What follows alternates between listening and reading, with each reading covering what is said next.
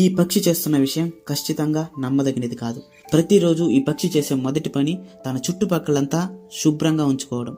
పచ్చటి ఆకులు, పసుపు ఆకులు, ఆఖరికి కొమ్మలను, ఫ్లవర్స్ ని కూడా తీసి పారేసి శుభ్రంగా ఉంచుకుంటుంది. ఇదంతా అసలు ఎందుకు చేస్తుందంటే ఆడపక్షిని ఆకట్టుకోవడం కోసమే. మనుషులైన మనం మాత్రమే చేస్తామా ఏంటి? అవి కూడా ఆడపక్షుల్ని ఇంప్రెస్ చేయడం కోసం ఏదైనా చేస్తాయి.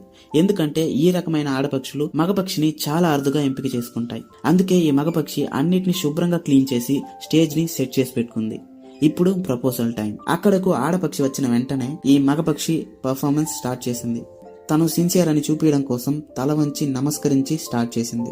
అలానే తన కళ్ళను కూడా ప్రకాశించే పసుపు రంగులోకి మార్చి నాట్యం చేసి ఇంప్రెస్ చేయడం మొదలుపెట్టింది. ఆ ఆడపక్షి కూడా తల వంచినట్టు ఉంచి రెక్కలను నెమ్మదిగా ఊపుతూ తను కూడా యాక్సెప్ట్ చేస్తున్నట్టు చేసింది. ఈ అద్భుతమైన పర్ఫార్మెన్స్ చేసిన తరువాత ఈ మగపక్షి ఆ ఆడపక్షితో సరసానికి అంగీకారాన్ని పొందింది.